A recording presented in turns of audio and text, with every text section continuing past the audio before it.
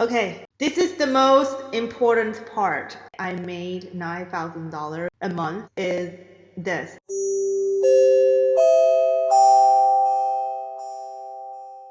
Hi everyone, today I want to talk about how I made $9,000 a month doing freelance consulting.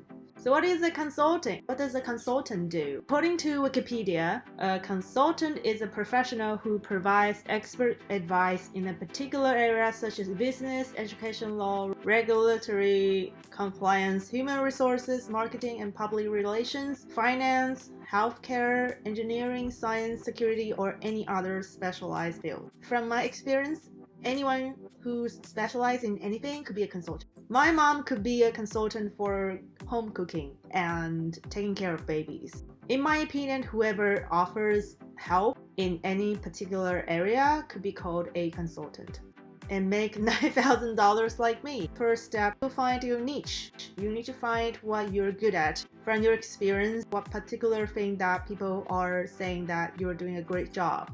So that would be your niche. My niche, I love to create different sales funnels to boost different sales and see what the results are. I like to test different ideas. I like to use new technology to keep up with the trend, inserting that into different areas of the business. I was working in hospitality for over 10 years. I first started to do consulting, so my expertise lies between these areas: customer service, marketing, sales. I was working in international 5-star hotels. I did many different roles: operations, administration, sales positions, marketing positions. I did all of that. So that was my niche. Now you need to think about what you are going to offer as a service to provide advice to your customers, because they will have problems. They're going to have questions about their business, and if you don't know about their industry, then that could be quite difficult for you to persuade them that you are the best choice for them to seeking help to. So step 2, you have to build a portfolio. I built a portfolio before I started. In my portfolio, I would showcase the projects that I did, what kind of certificate that I have, what kind of problems that I solved before for other people, not particularly my client. Maybe I worked for different companies before, solved certain problems. Some case studies, if you were part of the project or maybe you created something on the side, that could be a very good case study. Testimonials, recommendations, you should always ask them for a testimonial, like a letter of recommendation. All these can put into your portfolio. Where are you showcasing your portfolio? You could have a website. I had a website. I registered the domain with my name, vickyhui.com. Now it's my personal blog, but I used to use it as my portfolio. You don't need a complicated website. You can showcase your portfolio on LinkedIn, Twitter, Reddit, answer to people's questions. I'm working as a consultant. This is my expertise, blah, blah, blah. I've worked for other projects, and here's my solutions in regards of your questions, And so that's how I would approach to showcase my portfolio in a different way. And the next step 3, is to build connections. It's basically the similar things that I was talking about when you're showcasing, choosing the right channels to showcase your portfolio. 90% of my client came from word of mouth. If one client, they are satisfied with your service and they're happy and you help them solve their problem, or you help them to see something they didn't notice before so they can grow bigger, they would definitely recommend you to other connections as well. So word of mouth is very important. Build up a reputation that you are passionate about helping other people, helping other companies to be a better version of them. Go to different networking events. I used to go to at least 2 or 3 networking events just to get my name out there. Talk to as many people as you can. You never know who they know or who they might recommend you to. I would also recommend printing a business card. It really helps you to establish your image as a professional and serious consultant when you have a business card. I know that people don't look at this kind of thing that important nowadays, but it's still quite important in my experience. People, when you present your business card printed in a nice quality business card to them, they would think, oh, you are willing to invest your money into printing this nice, fake, nice texture business cards, you must be a really serious consultant, not just the gig thing, right? So that's what I would recommend. Go to different conferences. I know right now there are many exhibitions might have been cancelled. A lot of conferences has been held online. Join certain communities in your industry. They would cost maybe some money, but it would be a good investment in the long term. LinkedIn. I don't use LinkedIn that much, but if you don't have a website, then LinkedIn would be your most cost-effective way to present yourself online as a professional. Okay, this is the most important part. The reason why I made $9,000 a month as an independent consultant is this. This is maybe like 75% of how I could make it. Minimum 3-month agreement is the minimum that I would charge a client for on the monthly retainer. I never charge for an hourly rate. There are a couple reasons for that. One is to build the commitment between you and your client. If I only charge for an hourly rate, the client, they could fire me next week.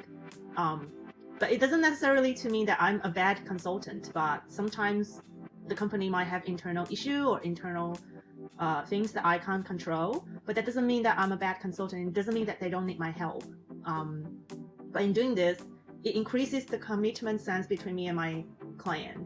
I will be there for them when they need it, and they would always be there for me when I need them. So most company, 99% of the client that I have, they're okay with this. They understand and they agree with this kind of agreement. Second thing is trust. If they are willing to hire you for minimum 3 months, that means they trust you, that they can trust you for at least 3 months to hire you as a consultant.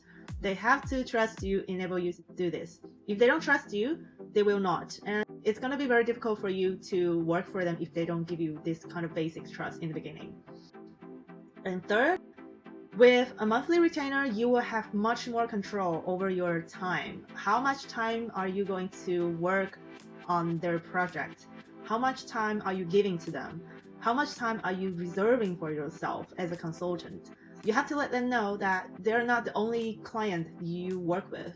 Doesn't matter how much time you spend on the side. Doesn't matter how little time you spend on the side. They're gonna give what they were promised. So make sure that you have everything aligned in the agreement, that you're on the same page of what they were expecting and what you will deliver in the contract. The fourth, higher return on investment in regards of money. If you only charge for hourly rate, you are not gonna make as much as a monthly retainer. I guarantee you. Definitely don't want to spend all your time on working for one client.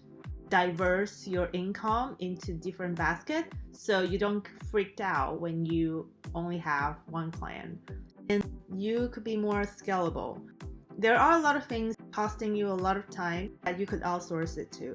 I outsource market research to my assistant, and that really saved my time. From the client's perspective, having a monthly retainer for a consultant helped them to control their budget as well. If you charge by hourly, the client takes all the risk because they wouldn't know how much time that you are going to spend.